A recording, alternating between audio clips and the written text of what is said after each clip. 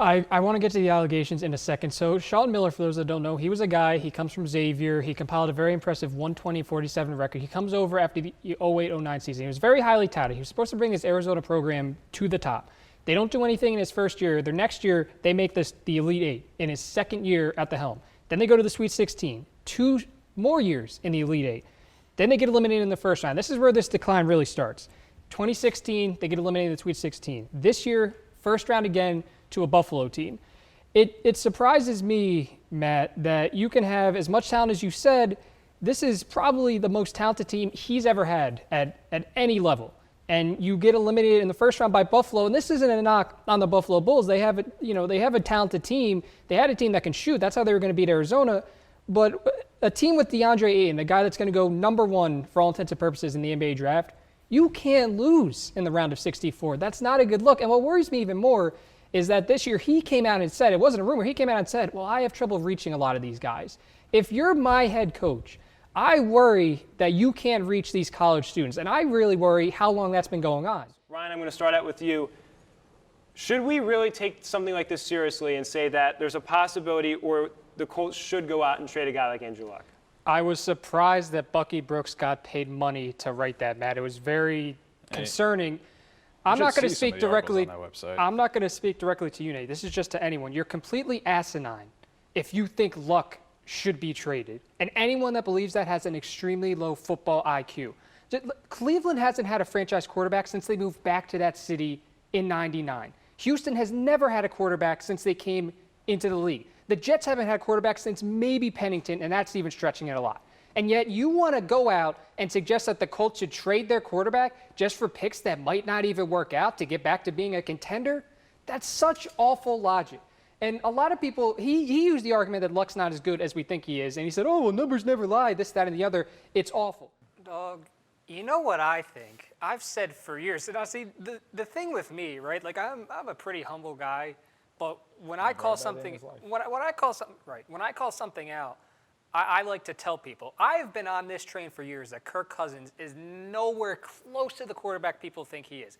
When he was in Washington, right, he was throwing for all these yards and all these touchdown passes. Oh, that's great, right? That's great that he's helping out your fantasy team, right? People are touting this guy's like some next top 10 quarterback. You really want him to lead your franchise. He's never done anything to make him worth all that money he got from Minnesota. Kirk benefited from being the best, worst quarterback available. That's all it was.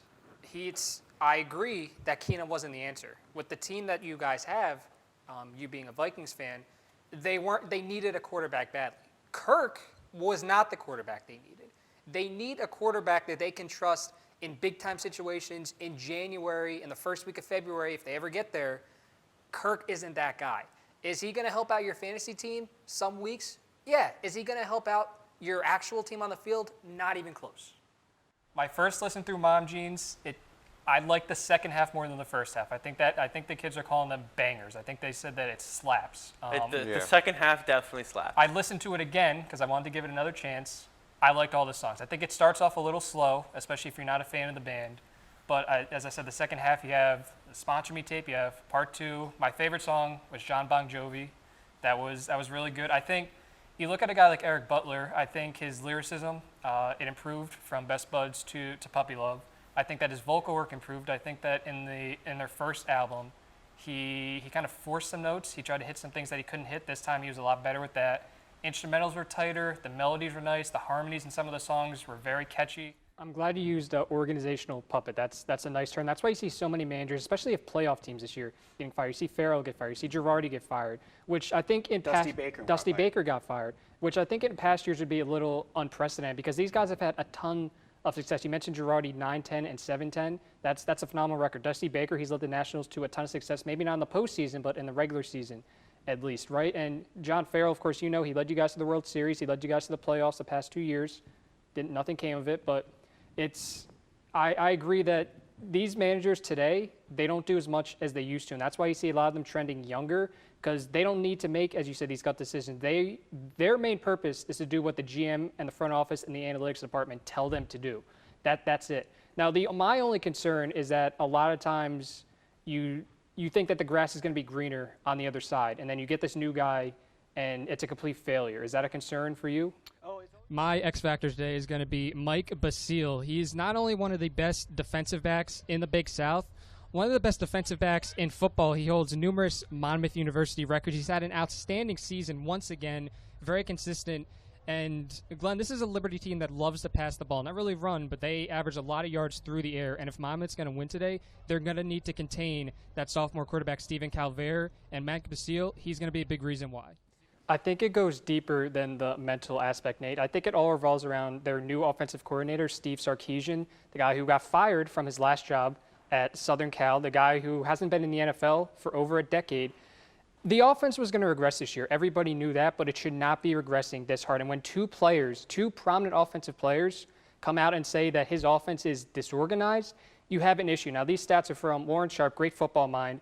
They're not performing as well in certain aspects this year. So in 2016, Matt Ryan, he had a 121 passer rating on first down, first in the league. He was sitting at 10.8 yards per attempt, a 62% success rate, and 18 touchdowns to just 4 picks. Now this year, that passer rating has plummeted to 86, which is 23rd in the league. His yards per attempt, 7.9, his success rate down to 56. I think a lot of that is because he's not targeting Julio for whatever reason. I don't know why Sarkisian's not trying to make Julio a bigger part of the passing game. Absolutely. As a Phillies fan, our fan base really wants guys like Mike Trout and Manny Machado, Bryce Harper.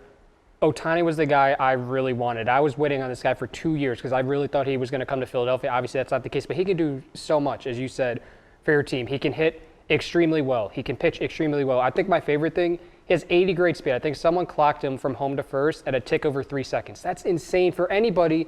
This guy, he can run extremely fast. He can pitch at an elite level. He can hit at an elite level. Any team would be lucky to have him, and they're going to have him for a while for pennies on the dollar because of the new MLB international rules.